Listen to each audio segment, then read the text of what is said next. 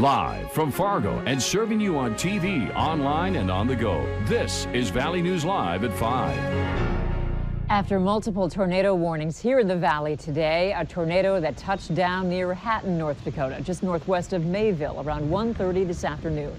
Multiple funnels in that area caused serious concerns, but we're hearing there wasn't a lot of damage since they didn't cross into any towns.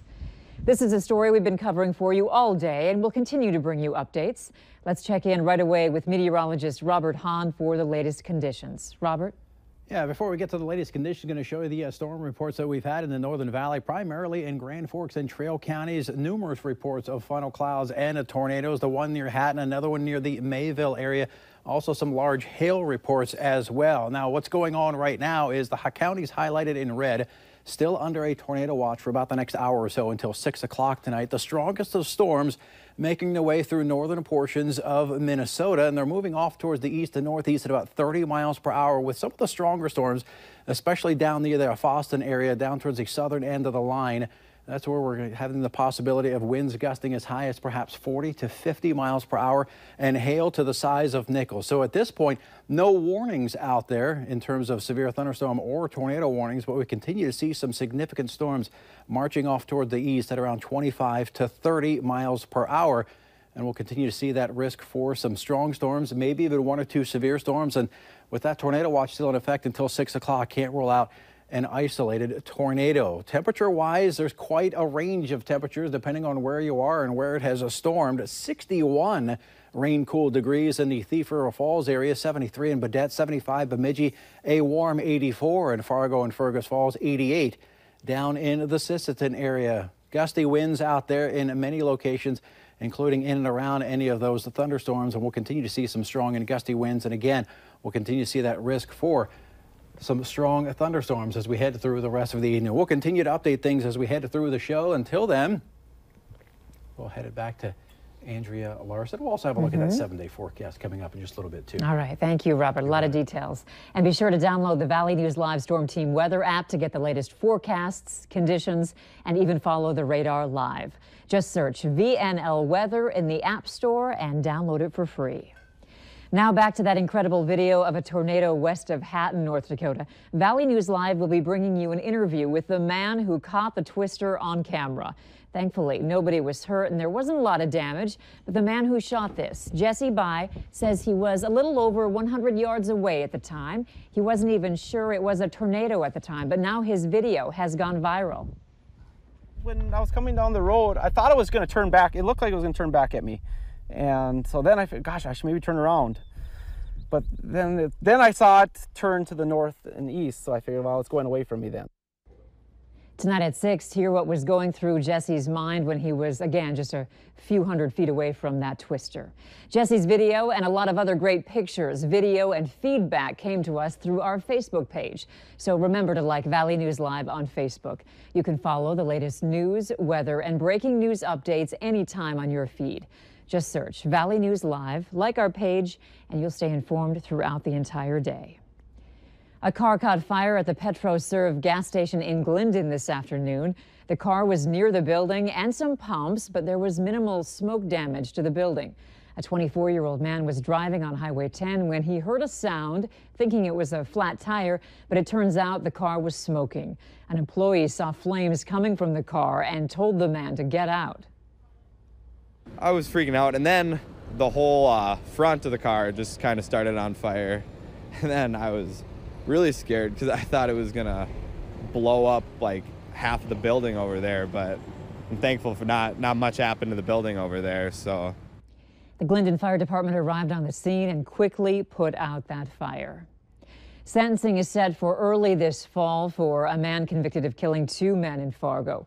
A jury last week found Ashley Hunter guilty of the brutal murders of Samuel Trout and Clarence Flowers. They also found him guilty of arson. Hunter's sentencing date is set for September 5th. He's facing life without parole. The Moorhead Police Department is asking for your help in trying to find a missing man. Here's his picture. He's been identified as 29-year-old David Ticane. He reportedly entered the Red River near First Avenue North on June 5th. Police say there are conflicting witness statements about whether or not he was able to swim to shore. If you have any information at all, you're asked to call the Moorhead Police Department. Former FBI Director James Comey will testify tomorrow that President Trump said he expected loyalty and pressured him about the FBI's investigation into possible ties between the Trump campaign and Russia. Comey's prepared statement, which he penned himself, was published online by the Senate Intelligence Committee. Mola Lenghi has more on that and on today's contentious hearing with two other intelligence officials from Capitol Hill. The Senate Intelligence Committee has released fired FBI Director James Comey's prepared opening statement ahead of Thursday's hearing. According to the document, Comey will tell senators that President Trump and Comey had dinner in January and that the president told him, "I need loyalty. I expect loyalty." And Comey says he found it very concerning when the president asked him to back off an investigation of former National Security Advisor Mike Flynn. The president also reportedly asked the Director of National Intelligence, Dan Coats, and NSA Director Mike Rogers to intervene in the FBI probe. But Coats and Rogers refused to confirm the reports during their Senate testimony Wednesday. Why are you not answering our questions? Because I feel it is questions? inappropriate, Senator. What you feel isn't relevant, Admiral. I stand by the comments I've made. I'm not interested in repeating myself, sir. And I don't mean that in a contentious way. Well, I do mean it in a contentious sir. way. I don't understand why you're not answering our questions. Well, President Trump admitted he was thinking about the Russia investigation when he fired Comey. Wednesday, he announced his pick to be the next head of the FBI. This morning, Mr. Trump tweeted that he is going to nominate Christopher Wray to fill the position. I don't know the guy, but I've looked at his resume. He seems like the right perfect. He seems like to me he's the perfect kind of person. Wray is an attorney who represented New Jersey Governor Chris Christie during the Bridgegate scandal. He served in the Department of Justice from 2003 until 2005 and also served on a task force under President George W. Bush. Mola Lenghi for CBS News, Capitol Hill. Valley News Live will have a link up on our homepage for Comey's testimony tomorrow. The proceedings begin at 9 a.m. and we'll be live streaming it through our website, valleynewslive.com. Iran's Revolutionary Guards say Saudi Arabia supported ISIS in the deadly twin attacks in Tehran today. This is new video showing the moment a suicide bomber blew himself up near a revered shrine in Iran's capital today. At least 12 people were killed when 6 attackers mounted simultaneous gun and suicide bomb assaults on Iran's parliament building and the tomb of the republic's revolutionary founder. The targets were highly symbolic. The near simultaneous attacks were the first terrorist incidents in Tehran in more than a decade. ISIS claimed responsibility. This is the first time they have claimed responsibility for an attack in Iran. East Grand Forks police have identified a man killed in an accident at a construction site. Officers say 58-year-old Richard Bruce of Grand Forks died from the injuries he sustained when he fell from the rafters at a home construction site and landed on the concrete Monday afternoon. The Williston Police Department is still investigating after a man was found dead in a parking lot on the campus of Williston State College. Investigators now say 27-year-old Thomas Ober of Williston died of an apparent drug overdose. Ober was found in a car parked on the Williston State College campus Tuesday morning. EMS crews responded and the man was pronounced dead at the scene. Police say they are waiting for an autopsy report before releasing the type of drug he was taking. Police are alerting the public that a high-risk sex offender will soon be moving to Bemidji, Minnesota. Tadashi Anderson was convicted of engaging in sexual contact with a 14-year-old girl he met online.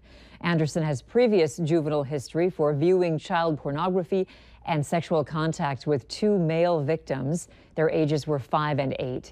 Anderson will be released from prison next Tuesday and will then live on the 1100 block of East Avenue Northeast.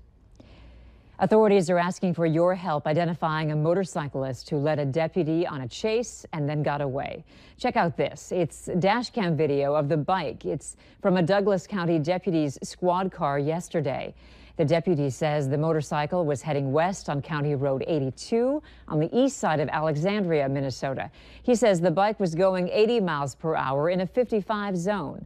The deputy stopped the chase for safety reasons. The driver is described as a white male with a black full-face helmet and riding a red sport bike. The search for a new West Fargo police chief is beginning its final phase today.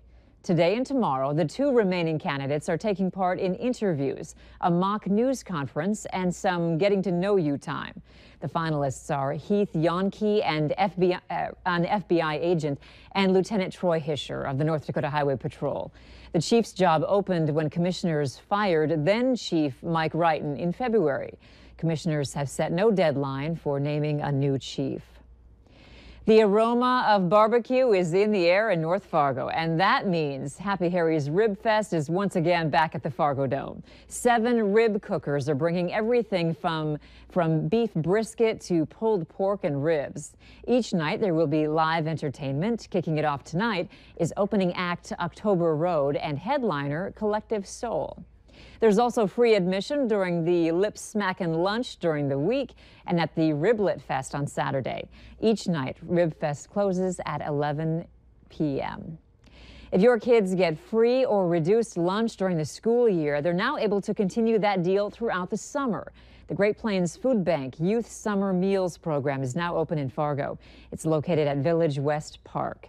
For more information on the program, head over to valleynewslive.com and look for this story. More Sears and Kmart stores look to be on the chopping block. That's still ahead tonight. Still some strong storms making their way through northern portions of Minnesota. They'll get on out of here later on tonight. Some quieter weather moves on in. How much longer does that quieter weather last? We'll let you know coming up right after this.